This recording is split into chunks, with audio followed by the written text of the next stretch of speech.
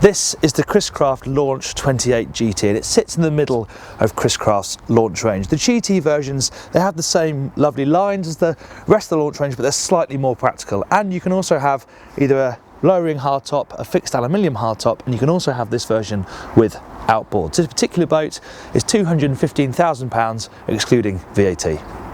You think Chris Craft and you think attention to detail, and it's exactly the same case here on the Launch 28, and it starts right here at the bow. I love the way they've integrated the nav lights here. You've got a through hull anchor, you've even got a little pop-up cleat in between the nav lights there, as well as the pop-up cleats that you have for your mooring lines.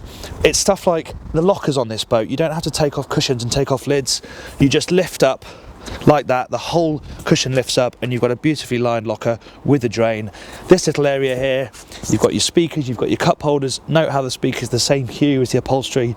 Really lovely stuff. The only thing that lets the side down on this boat is this flap here. That just is a bit cheap and nasty for a boat of this money and from a brand like Chris Craft.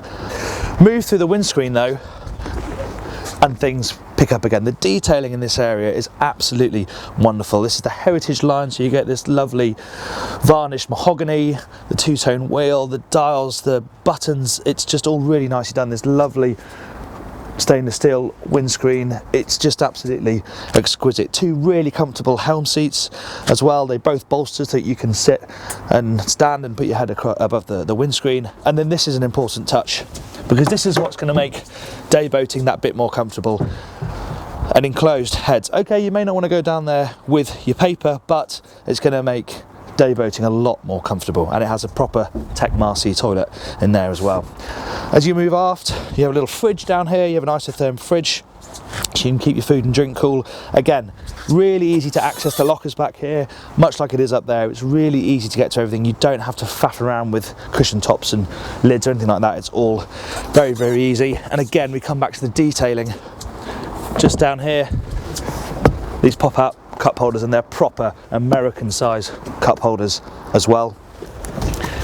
This section here will slide back, so you get a much bigger sunbathing area if you want to, and then underneath this there's an electric hatch which gives you access to the engine room. Now if you don't have an inboard engine, you have an outboard, then that's just going to be a huge storage void, and that is also where the optional table lives. This boat doesn't have it, but you have a table that slots in, the leg slots in here so that it serves this area. You can also slot the leg into the forward bow rider section, so you can sit people up there as well.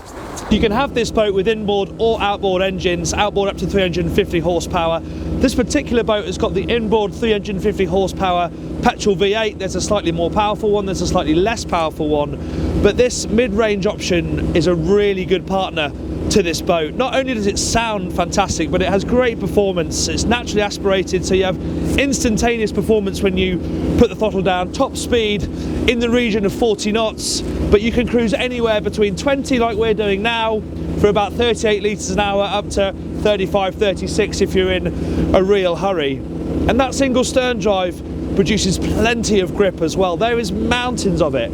It's a really lovely boat to manoeuvre. The steering is light, but there's a bit of weight to it, so you get good feedback. The turning circle is extremely sharp, and there's plenty of grip on offer, so you don't get any slide, any skip when you do a hard turn. But the best thing about driving this boat is the driving environment itself. They've got it just right. It's just the right mix of modern, retro. It's not too chintzy. The steering wheel is absolutely lovely. Half a lovely varnished mahogany, half leather. You've got your GPS screen there, really sympathetically included in the dashboard, and then I love this single speedo in front of you with the bezel over it, and the position is excellent. You can put your elbow up here, means you have great control over the throttle. I'm really nicely supported by this seat, and I've got my feet up as well. You're sheltered by the windscreen. It really couldn't be better, and even on today in conditions that aren't great, it's been a really lovely place to drive the boat from. Now the hull isn't quite as sharp as the equivalent Coremate or Windy, but it does land nice and softly. It feels robust, and you don't get any nasty slamming. There's no pain through your back when you land. It stays reasonably dry. We launched off the photo boat way a couple of times. It got a little bit of spray over the top, but considering this is very open and has a bow rider, it's actually a commendably dry ride. It feels very solid in general. The only thing that lets it down is a bit of rattling from the door that fills in here through to the bow rider section. Hull itself feels fine, but this area here just does rattle around a little bit, which takes the edge off somewhat. But apart from that, the noisiest thing is the sound of the flag flapping, because the engine melts back nicely into the background when you're at cruising speed. It's a nice boat to handle at slow speed. You've got real positive in and out of gear from this Volvo throttle. The only downside I can see, if you were to stand to more, I can see okay now, if you just stand up, then the bow thruster is tucked under here, so it's a little bit of a stretch if you're standing up, but if you're sitting down like I am now, you've got really good control and, as I said, a great view. Chris Craft has even thought about the fenders, which stow in this compartment and can be plugged in along the deck using these dedicated sockets. The Launch 28 GT is a convincing package. Yes, it's expensive, but you can at least see where that money is going, and you really don't get many boats of this size built to this standard anymore.